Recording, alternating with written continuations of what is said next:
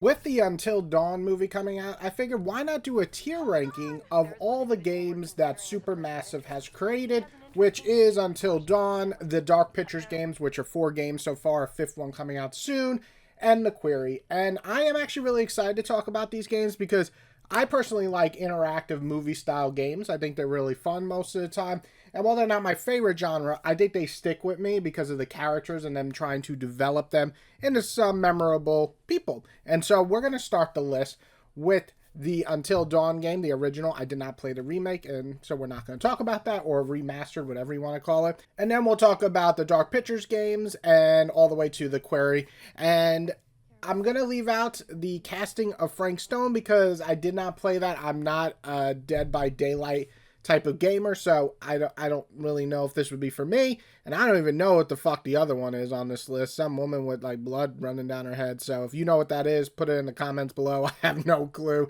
And of course, like all my videos, I love doing tier ranking because I like to see your ranking of these games. So if you played them all, list them below how you would like to kind of rank them in terms of best to worst or worst to best, or if you just played a few, tell me which ones you liked and which ones you didn't like. But let's get right into this list with Until Dawn.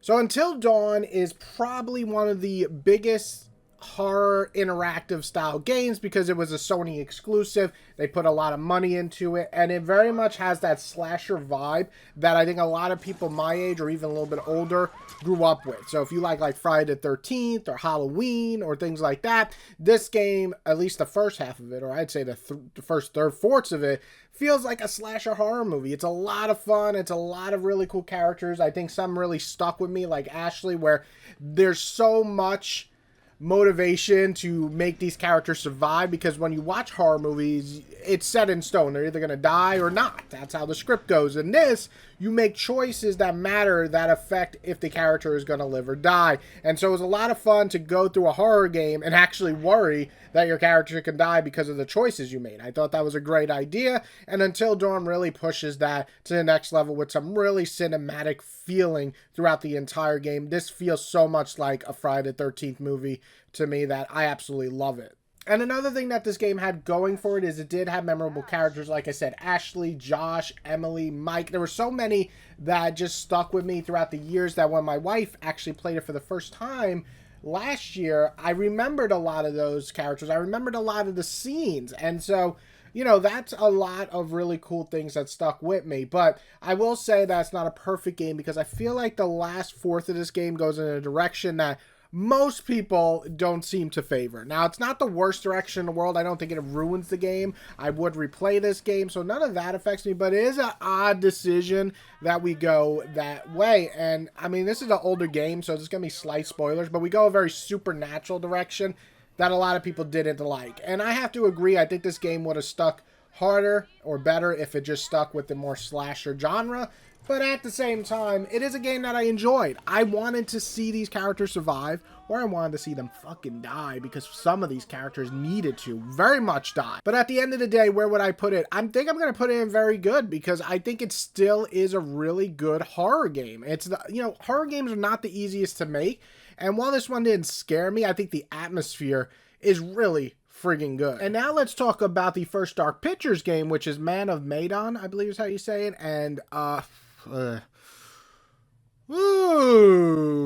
so if there was a game that ever really pissed me off when it came to characters, this is that fucking game. I'll tell you right now, I don't like any of these characters. I hated almost everyone, from Conrad to Julia to fucking Alec. Everybody was so goddamn annoying in this game that I was literally ready to let everybody die. In fact, 1/4 of the way through the game, I was like, I think I'm going to do a gameplay where I want everyone to die. Unfortunately, one of them survived somehow. But I did not like this game all that much. I thought the setting was really cool, to be stuck on a fucking ghost ship. That's a really cool idea, right? I mean, I think that's unique. I think it could be fun. And then it was anything but fun. This was a really annoying game to play for me because I don't like the characters, which this game is a movie interactive game, so of course I need to like the characters to care. And I also did not like the story beats. I thought the way it, you know, was playing with your mind and the tricks that these ghosts were doing, it felt so lame. It didn't, I don't know, it just didn't capture me like I hoped it did. So when I finished this game, I think I gave it like a 4.5 or 5 out of 10, and that's really where it belongs. I think it's a pretty weak title overall. It's definitely not the best. I would say this is one of the worst games Supermassive made, in fact. So with that, I'm going to put in not the best. I should have put a bad categories, but this is pretty much where it belongs because it really is not the best at all. All right, so Little Hope is a weird one because I see it on rankings a lot when I'm just like searching online that it's the worst, and I don't think it's the worst. Little Hope starts off really good. It starts off with a lot of death, a fire. Everything goes wrong in like the first 30 minutes of this game. So the setup is great. The characters are half and half for me. Some are really freaking annoying. Some are not so annoying. But I will say these twists, I called it within like 45 minutes of playing this game. And my wife was so mad at me because she had played it and then I played it. And she's like, how did you know that? I was like, I mean, the fucking characters sound the same. So that makes sense if you play the game. But anyway, Little Hope, besides the obvious twist for me and the obvious story beats, I thought the characters were pretty decent. I had a fun time playing this game. I felt like this was the shortest one. I think I beat this really quick. So there's that. Pacing wise, I guess that's a good thing. I never felt bored, which is a thing I want to talk about soon. But yeah, Little Hope was an interesting title. I would say that it is okay. It is not my favorite of the bunch, but it's not the worst of the bunch for Dark Pictures in my opinion. It's just okay, and okay is a good section to put it in, so I'm going to put it right in okay. Does that make sense? Okay, I'm going to stop saying okay. All right, now we're going to talk about House of Ashes. This one is full-on supernatural, so right in the beginning, they make that clear. So I appreciated that. We didn't try to do another Until Dawn where it was a twist or turn. I don't know what these things are really in the end. They feel like vampire, maybe alien fusion, but that's cool. I think the setting is really cool. You're with a bunch of these people who are in the army, and you have to survive in these tunnels, so it's very claustrophobic.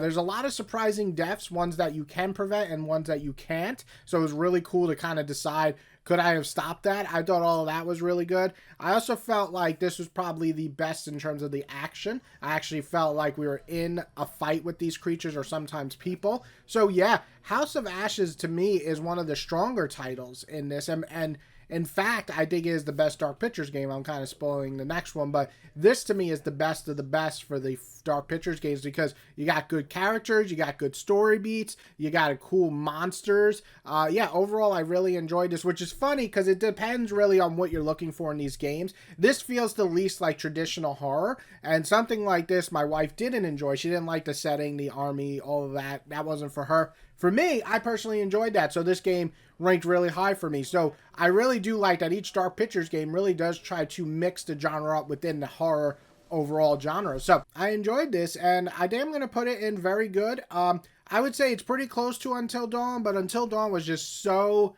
impactful when it came out, so good, that to me, it is still stronger overall. But House of Ashes is like right behind it for me in terms of characters and enjoying the story beats. So The Devil in Me was the one I played much later. So I played all the Dark Pictures games, usually like almost back-to-back last year.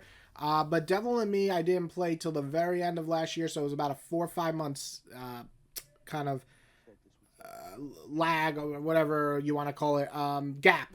And I don't know if it was that. I don't know if I just didn't really like a lot of characters in this game. There were a couple that were okay.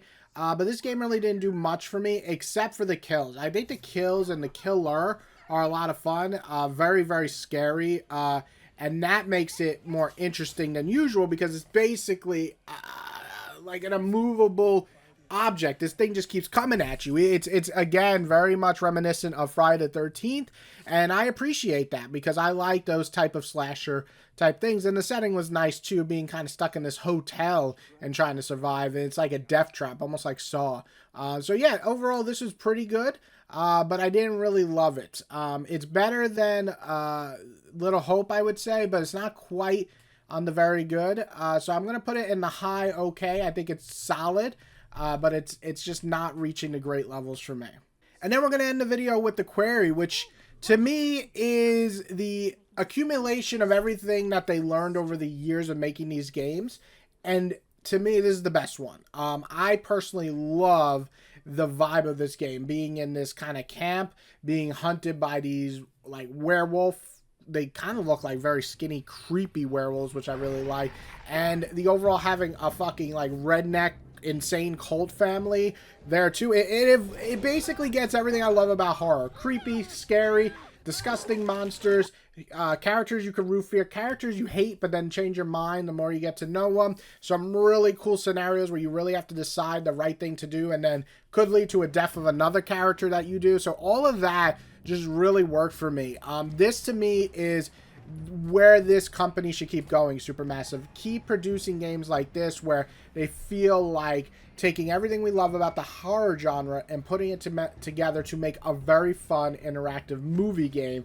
And the Quarry does that. So all the elements in this game, the length of it, which was about 10 hours for me, was perfect. I'd say the only weak thing for me in this game was the very, very end. I know it was just wrapped up too fast. Same thing with Until Dawn. That's kind of just an issue with making these games where you have so many choices. But overall, I think this was a lot of fun. This is my favorite game that they've done, and I'm very excited to see their next full-on game if it follows this. And that is my list. So there's not that many Supermassive games, so it's pretty easy to do this list. But I hope you enjoyed, and if you did, please hit the like button. If you love this, hit the subscribe button. And make sure you put your list below, because I like to always chat about other people's opinions on these games. And everybody else, have a good day.